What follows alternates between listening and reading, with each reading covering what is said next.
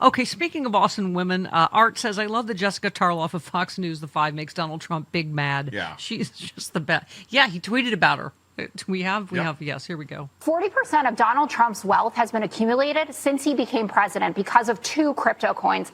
The New York Times did interviews with foreign buyers of this cryptocurrency who came over here to have dinner with him. A guy from South Korea. This is not even part of the segment. So what? You're talking about a meme coin. Yeah. Caroline Levitt said you're defending an administration that covered up a dying leader, and you're sitting here going, but meme coin. Oh, my God, he's such a D. Greg Gutfeld? Yes. Mm-hmm. Okay, first of all, Joe Biden was not dying. And, okay, I just can't. Ron Filipowski says, I'm still waiting for CNN to devote multiple programming days to Trump's obvious cognitive decline and dangerous mental instability. And she wasn't talking about meme coin. She was talking about corruption. Thank you. And that's only one form of the 1,000 forms of corruption that Trump is engaging in. Okay, Jeff Teetridge says, do they have a Nobel Reckless Moron Prize? Thank you for your attention to this matter. But why don't they get one? How about, that'd be a good idea. Yeah. Okay, Chris Titus says the one way to divert from his stupidity on the economy, economics, lying, racism, incompetence, and illiteracy is to start World War III. We are so... Yep. Seems that way. Judy Chu, one of our Congress people here, fantastic, said President Trump just illegally bombed Iran with no authorization from Congress. This is unacceptable and unconstitutional and risks dragging the U.S. into another endless war. No kidding. Here we go again, right? For those of us that are old enough to remember Iraq. And by the way, this is just one of the illegal things he does every, 15 minutes, which is why people just go, oh, well, right? Right.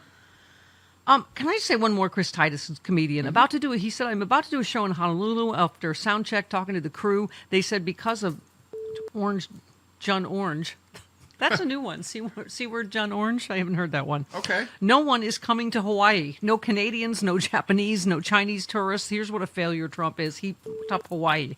That takes some doing. Yeah. Okay. And by the way, Aaron said, watching them pretend they didn't just try to raid Dodger Stadium is a sight to see. Oh, my God. Good on you, Dodgers, for denying ICE entrance. But then they tried to say, oh, no, we weren't. Okay. It's on tape. No. All right.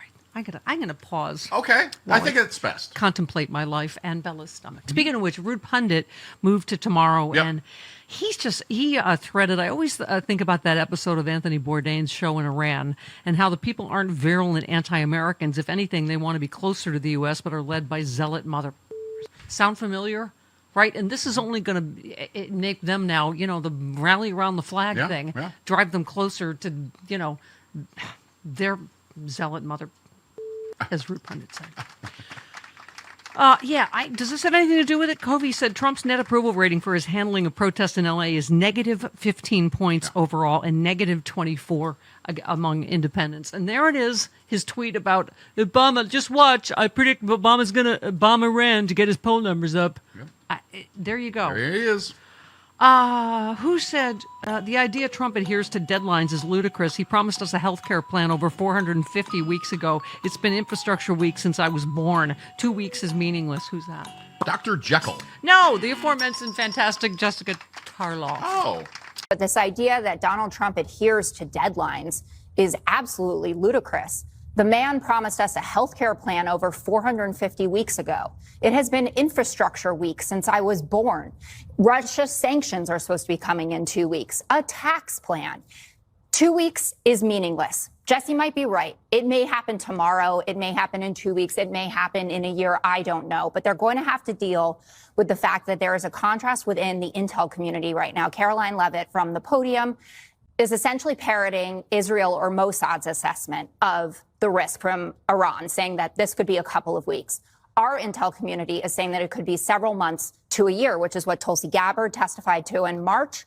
And apparently the intel community is completely split on this. Donald Trump is going to have to pick which camp he's in on this. It seems like he's leaning towards Bibi's assessment of it, that this is impending doom and that you need to decide within, the fake 2 weeks.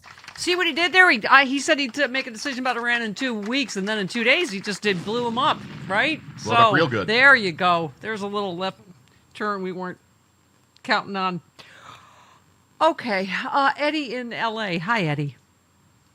Hi, how are you? Good, go ahead. Oh, what could be wrong? First time calling. Uh-huh. Well, I just wanted to say this is a great opportunity for the police to gain the respect of the community back by sticking up for them against these ICE thugs. Yes. Yes, that way.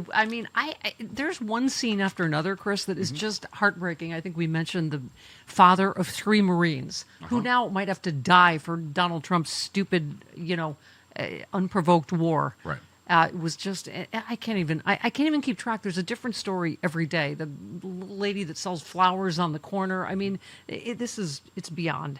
Okay, Alpha Kilo says the political assassination of Melissa Hartmann, her husband, and their dog was carried out by a religious extremist who belongs to the same sect as Speaker of the House Mike Johnson and Justice Alito. Perhaps that's why no one wants to talk about it. The fact that that is out of the news cycle, right, is just okay.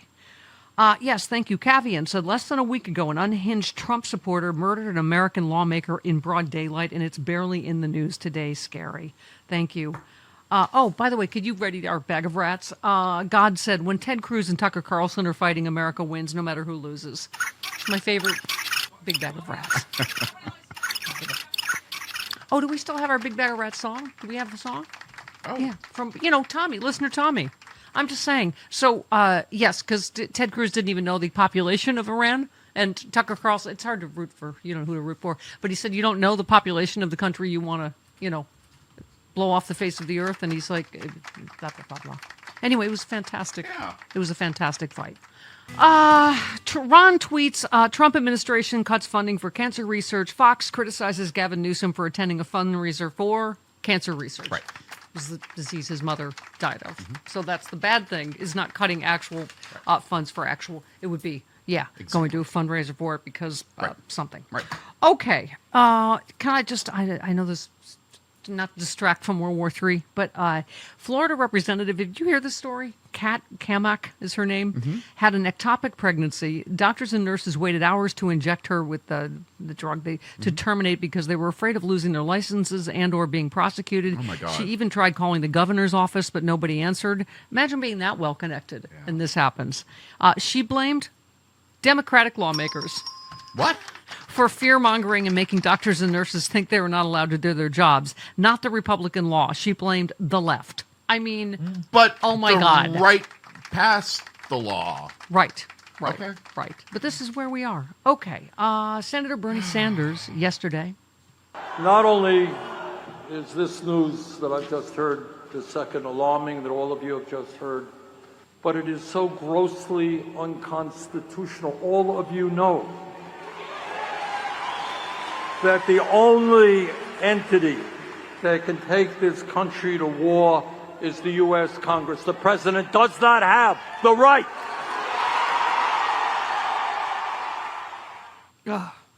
Okay. Acid Iraq flashback. That's what I have. Oh, I used to have acid reflex, Bella. Now I think I have acid Iraq reflex. Okay. I've just started self-medicating with my old, what do you call it? Proton pump inhibitor drugs and stuff. Yeah. Okay. Eric Swalwell. Let's do one more. All right. You were promised lower prices on day one. How many of you are feeling those lower prices? You were promised an end to all wars on day one. How many of you have seen an end to those wars? Donald Trump is 0 for 150. He promised on day one, we're on day 150, and he's let you down. Yep. Hey, are you traveling this summer? Will you leave instructions for your house sitter, the name and number of your vet, maybe, the code to your alarm system? Think about the steps you take to prepare for vacation, and you'll get a sense of what goes into a knockbox. Just go to theknockbox.com, use the code Stephanie. Knockbox is a complete system that helps you organize all of your accounts, possessions, and estate plans for your next of kin. Each knockbox, that's Knockbox, comes with a comprehensive checklist that helps ensure sure you add everything they'll need to manage your estate when you are gone. From your funeral directives to your insurance policies, even the keys to your storage unit, the Knockbox helps you organize it all. If you've got a household, you need a Knockbox. Right now, Stephanie Miller listeners save 16% off the Knockbox of your choice. Just go to theknockbox.com/Stephanie. That's thenokbox.com/Stephanie to get 16% off. Stay calm, get organized today.